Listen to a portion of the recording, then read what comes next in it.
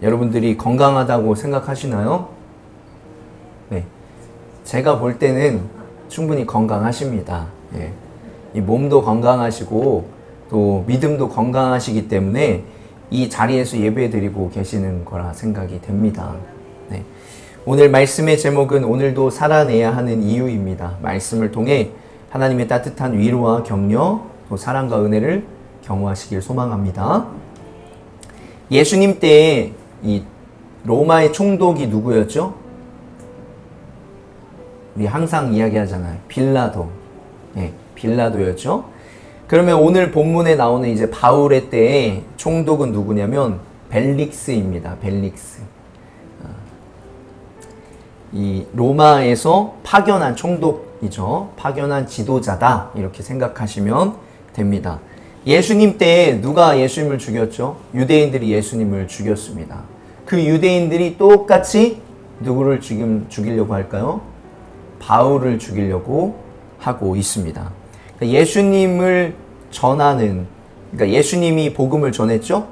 그 사람을 예수님을 이 유대인들이 죽이려고 했어요. 이제 예수님을 전하는 바울을 그대로 유대인이 또 죽이려고 하는 것입니다. 그러니까 예수님에 대한 이 복음을 전할 때 그들은 사람까지 죽이려고 하는 모습을 보게 됩니다. 3차 전도 여행을 마치고 바울이 이제 예루살렘으로 들어왔어요. 2주가 되지 않는 딱 12일이 지나자 유대인들이 바울을 죽이려고 합니다. 바울을 죽이려고 하니까 엄청 많은 사람들이 한 사람을 죽이려고 엄청나게 도시에서 소동이 일어난 거죠. 그래서 이 천부장과 백부장, 그러니까 1000명의 군인을 둔 천부장과 백부장이 이게 무슨 일이냐 하면서 가봤더니 한 명이 죽으려고 하는 거예요. 그래서 살려줬습니다. 그래서 일단 붙잡아라 그 사람을. 그게 누구예요? 바울이었던 거죠. 만약에 천부장과 백부장이 오지 않았다면 아마 바울은 죽을 수도 있었던 그런 상황이었습니다. 천부장은 일단 바울을 잡아둔 다음에 사람들이 너를 왜 죽이려고 하냐 이렇게 물어봐요. 근데 그냥 물어보는 게 아니라 채찍질을 하면서 물어보려고 해요. 그러니까 바울이 뭐라고 대답을 하냐면 로마 시민도 때릴 수 있냐 이렇게 물어봐요. 깜짝 놀라죠?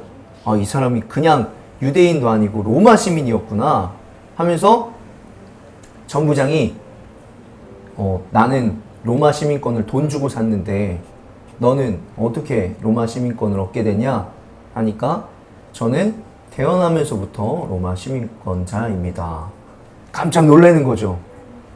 로마 시민권 아무나 얻을 수 있는 게 아니고 돈을 많이 주어야만 얻을 수 있는 것이기 때문이죠. 로마 시민을 건드린 것은 결코 쉽지 않은 일입니다. 그렇게 하면서 이제 나를 이 로마 총독이 있는 가이사랴로 보내줘라. 가이사랴는 이 중간에 지어진 도시로 로마 총독이 그곳에 있었어요. 그래서 나를 거기 가이사랴로 보내줘라. 로마 총독을 만날 수 있게. 아까 누구라고 했죠? 벨릭스 총독을 만날 수 있게 보내줘라 하는데 유대 사람들이 40명 결단을 합니다. 어떤 결단을 해요? 내가 바울을 죽이기 전까지 나는 먹지도 않고 자지도 않겠다 하는 40명이 결성이 됩니다. 즉 자객이라고 할 수 있죠. 자객. 어떤 사람이에요? 바울이 가이사랴까지, 예루살렘으로부터 가이사랴까지 가는 동안에 죽이려고 하는 사람들인 거예요. 어마어마하죠? 이 이야기를 몰래 엿듣게 돼요. 이 정보를 듣게 되면서 천부장에게 요청을 해서 천부장이 뭐라고 하냐면 오늘 밤 9시에 가이사랴로 출발할 수 있도록 보병 200명과 기병 70명과 창병 200명을 준비하여라. 그러니까 한 명을 보호하기 위해서 지금 약 한 500명이 보호를 하고 가는 거예요. 왜 그렇죠?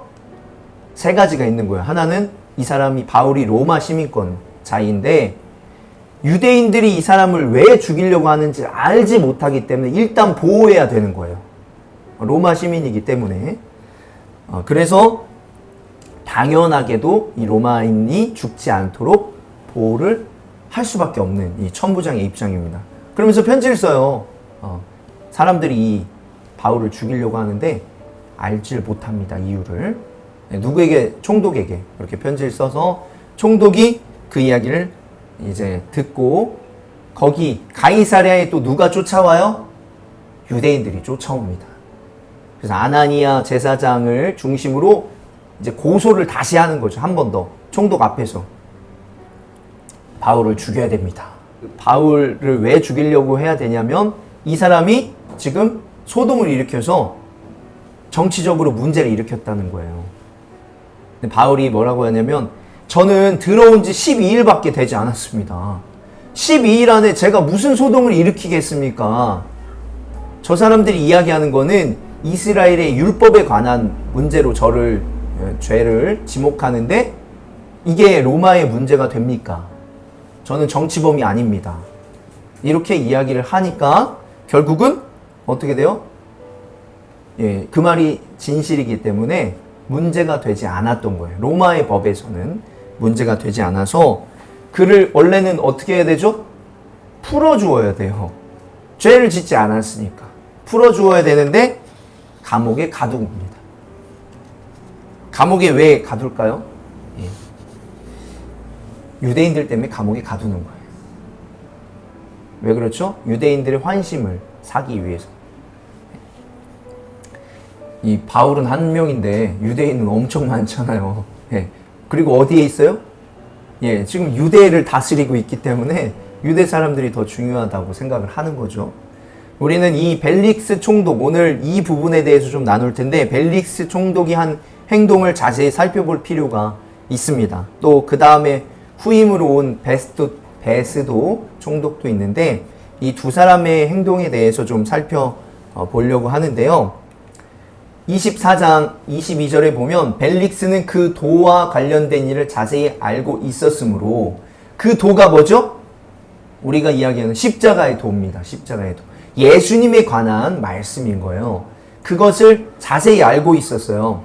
왜 그러냐면 이 벨릭스의 아내, 24절에 나오는데, 벨릭스의 아내가 유대 여자이고 유대에서 헤롯 왕 있죠? 헤롯 왕의 친척이에요. 그러니까 이런 유대의 상황들을 잘 알고 있었던 거죠.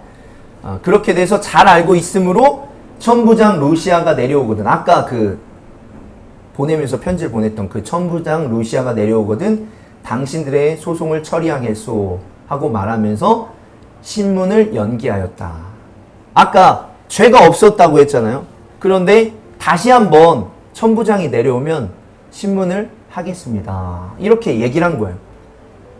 근데 성경에 그 뒤에 신문을 했는지 안 했는지라는 내용이 나오질 않아요. 천부장이 왔는지 안 왔는지, 오라고 했는지 안 했는지를 알 수가 없어요. 무슨 이야기인지 이해가 되시죠?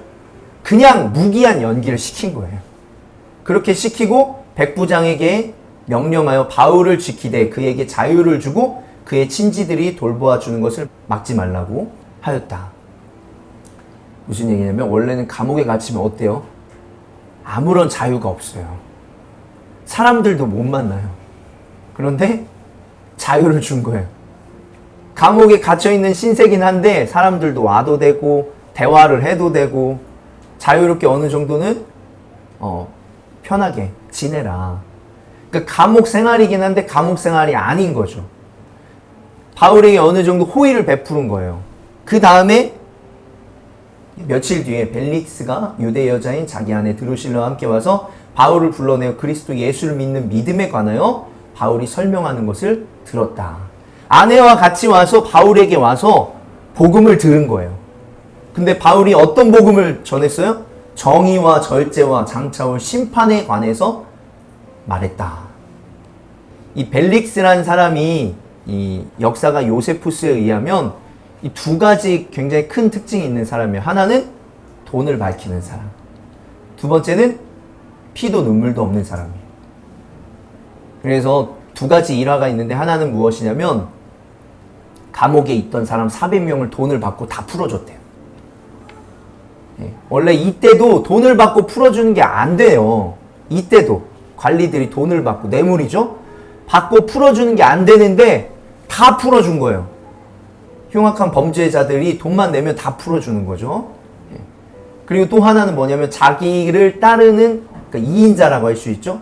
그 사람이 있었는데 자기가 더 드높이려고 그 사람까지도 죽이는 그런 일까지도 이 사람이 행했어요. 그러니까 피도 눈물도 없는 사람이다. 굉장히 악명이 높았던 사람이다 라고 이렇게 전해져요.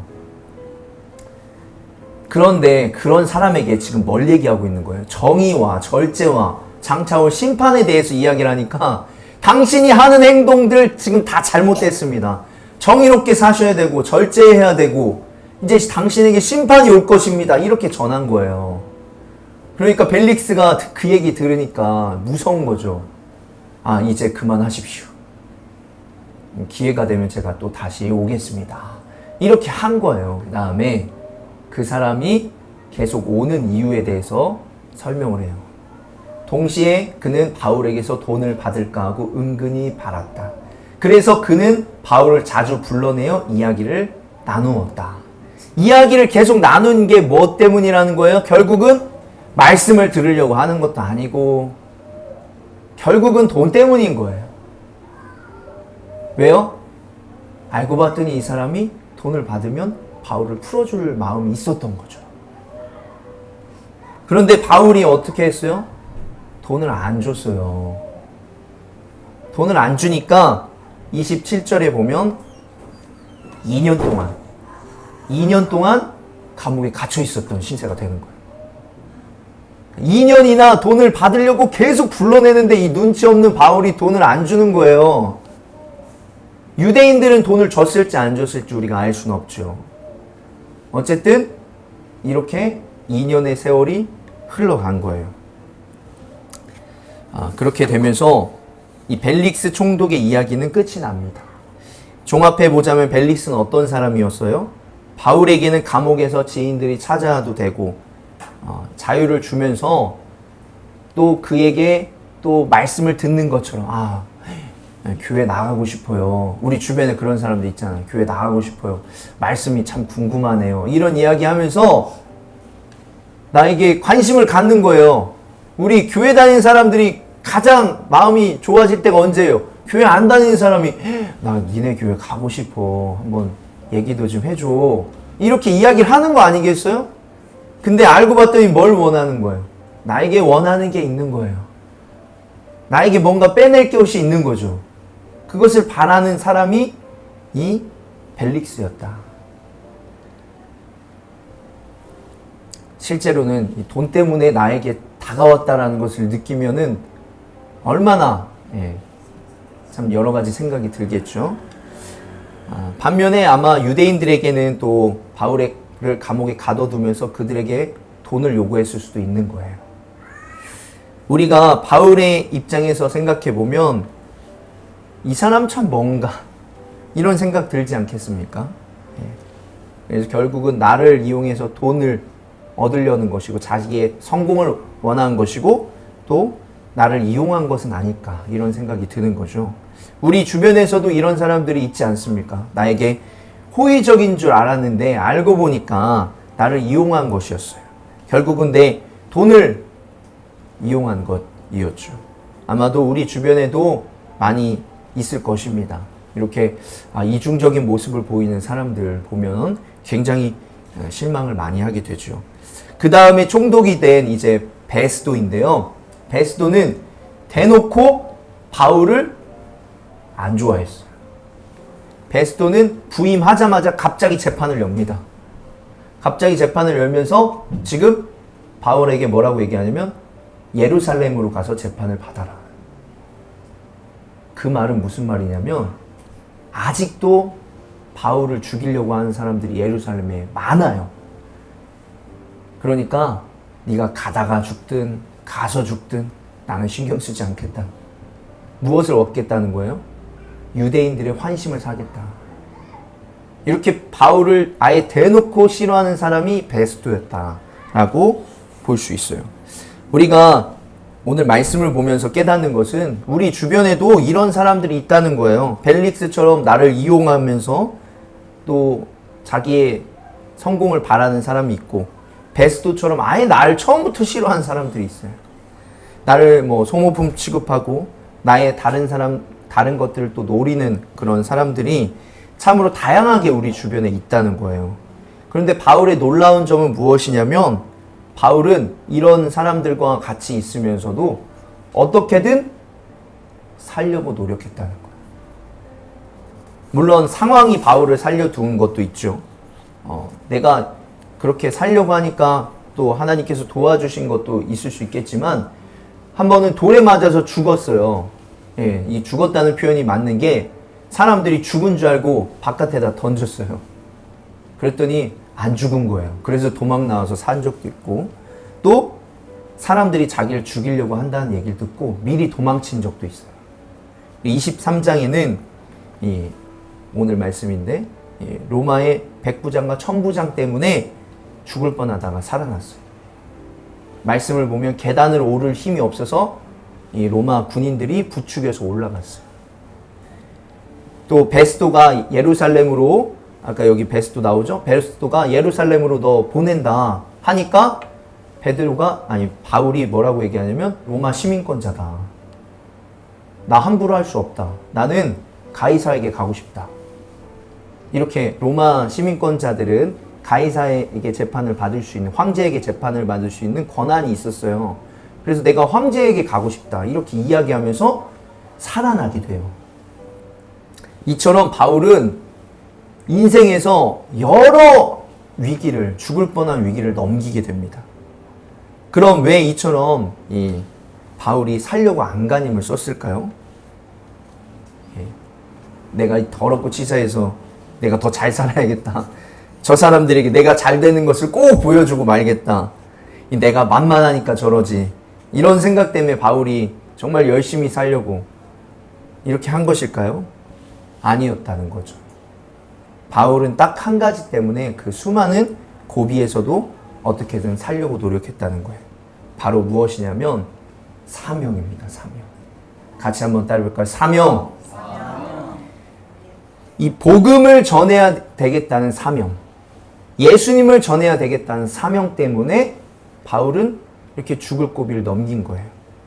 바울이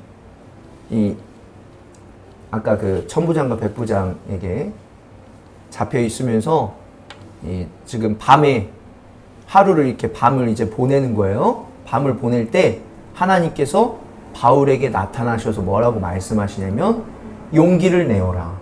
내가 예루살렘에서 나의 일을 증언한 것과 같이 로마에서도 증언하여야 한다.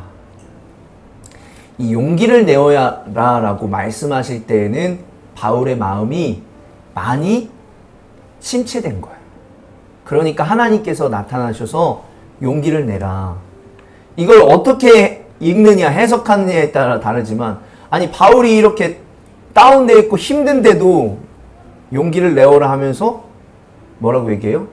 너의 사명은 여기서 끝이 아니다. 로마까지 가야 된다. 이렇게 이야기하실 때는 하나님 너무하신 거 아닌가 뭐 이렇게 생각할 수도 있겠지만, 아마도 상황적으로 볼 때에는 하나님께서 굉장히 따뜻하게 말씀하시고 위로와 격려를 해주시지 않았을까. 그렇게 물론 이 사명도 말씀하셨지만 우선은 너가 지금 굉장히 잘하고 있다. 나를 위해서 이렇게 평생을 산 건 내가 알고 있고 정말 내가 기억하고 있다. 조금만 더 힘을 내라. 이렇게 말씀하시지 않았을까. 그러니까 뭐 뒤에도 나오지만 바울이 여기서 더 힘을 얻어서 로마까지 가려고 하는 거겠죠. 그리고 이 로마에서도 증언하여야 한다라는 이야기를 들었을 때 바울은 딱 알았을 거예요. 하나님께서 복음을 어디까지?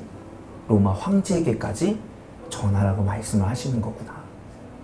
그 당시에 세계의 권력을 잡고 있는 이 로마의 황제에게까지 가서 복음을 전하라는 말이 어떤 사람에게 굉장히 두려웠을 수도 있겠지만, 물론 두려운 거긴 하죠.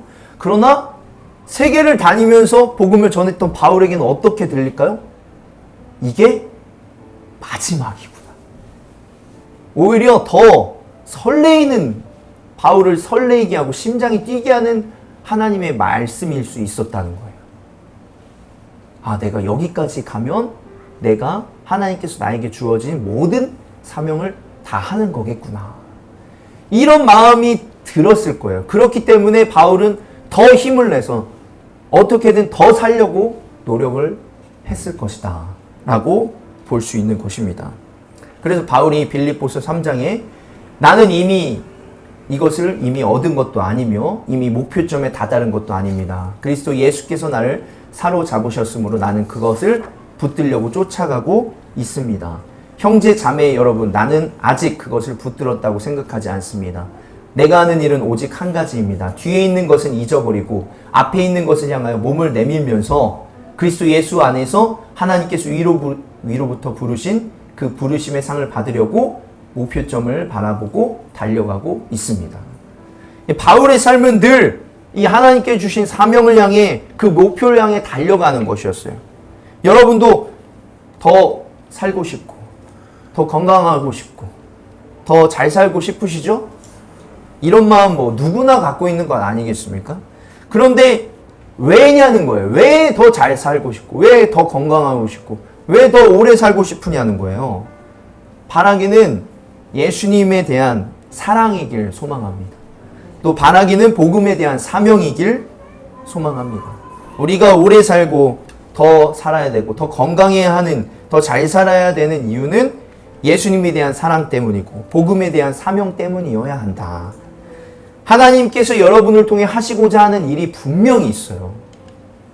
하나님의 나라를 위해서, 또 교회를 위해서, 여러분의 가정을 위해서, 여러분의 직장을 위해서 하나님께서 하시고자 하는 일이 분명히 있다라는 것이에요. 그래서 그 일을 여러분을 통해서 하시기를 소망합니다. 누가복음 12장에 보면 부자의 비유가 나옵니다. 부자의 비유. 예수님께서 말씀하신 거예요. 어떤 부자가 밭에서 많은 소출을 거두었다. 그래서 그는 속으로 내 소출을 쌓아둘 곳이 없으니 어떻게 할까 하고 궁리하였다. 그는 혼자 말하였다. 이렇게 해야겠다. 내 곡간을 헐고서 더 크게 짓고 내 곡식과 물건들을 다 거기에다가 쌓아두겠다. 그리고 내 영혼에게 말하겠다. 스스로 얘기하겠다는 거죠. 영혼아, 여러 해 동안 쓸 많은 물건을 쌓아두었으니 너는 마음 놓고 먹고 마시고 즐겨라. 지금 이게 오늘날 이런 사람들 많이 있어요. 뭐라고 하죠? 뭐 경제적 자유라고 하나요? 일을 하지 않고도 그냥 먹고 마시며 즐기는 삶을 살아가고 싶다는 거예요. 이런 사람들이 있다는 거죠. 그러나 하나님께서 말씀하셨다. 어리석은 사람아, 오늘 밤에 내 영혼을 내게서 도로 찾을 것이다. 그러면 내가 장만한 것들이 누구의 것이 되겠느냐? 하나님께서는 생명을 주관하시는 분입니다. 여러분의 것들 죽을 때 가져갈 수 있는 건 아무것도 없어요. 오늘의 시대가 말씀과 똑같아졌잖아요. 어떻게 똑같아졌어요? 내가 아무리 정말 최선을 다해서 모으고 모았는데 없어지는 건 순식간이에요. 열심히 평생 모은 재물이 없어졌을 때에는 마치 어떻게 느껴질까요? 나는 죽었구나. 이런 생각 안 들겠어요? 그 정도의 아마 상실감이 들 것입니다. 예수님께서 21절에 뭐라고 말씀하시냐? 자기를 위해서 재물을 쌓아두면서도 하나님께 대하여는 부유하지 못한 사람은 이와 같다. 우리는 하나님께 부유한 사람이 되어야 돼요. 말 그대로 하나님이 많은 사람, 예수님이 많은 사람이 되어야 된다는 거예요. 예수님께서 부자에 대한 비유 앞쪽에 왜 이 비유를 말씀하시는지에 대해서 설명을 해주셨어요. 그리고 사람들에게 말씀하셨다. 너희는 조심하여 온갖 탐욕을 멀리하여라. 재산이 차고 넘치더라도 사람의 생명은 거기에 달려있지 않다. 예수님께서 말씀하시는 것은 무엇이에요? 탐욕을 멀리하여라. 재산이 차고 넘치더라도 사람의 생명은 거기에 달려있지 않다. 사람의 생명은 재물에 있지 않고 욕심에 있지 않고 사명에 있다는 거예요. 하나님을 더 알고 믿고 살아가는 것에 있다는 거예요. 하나님께 부유한 것에 있다는 거죠. 부유하다는 것은 많다는 거잖아요. 하나님께 대하여, 하나님이 나에게 대하여 많다.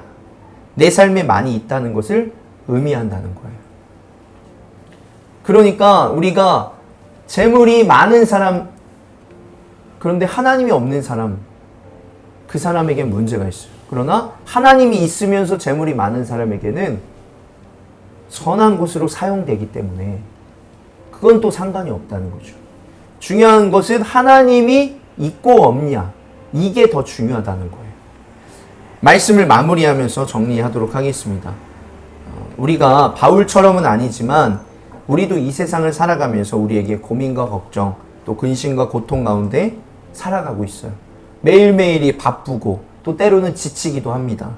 우리에게 맡겨진 일만 하는 데에도 이런데 우리 주변에는 벨릭스와 베스토와 같이 우리를 이용하거나 또 힘들게 하는 사람까지 있다는 거예요. 하지만 우리가 이런 상황 가운데에서도 오늘을 열심히 살아내야 하는 이유는 하나님께서 우리와 함께 하시기 때문입니다. 그리고 예수님의 사랑이 너무 크고 하나님의 은혜가 너무 크기 때문에 우리는 오늘도 열심히 오늘을 살아내야 한다라는 것이죠. 그래서 우리는 하나님을 위해서, 복음을 위해서, 또 사명을 위해서 최선을 다해서 살아가야 될 줄로 믿습니다. 하나님께서 우리에게 사명을 주셨습니다.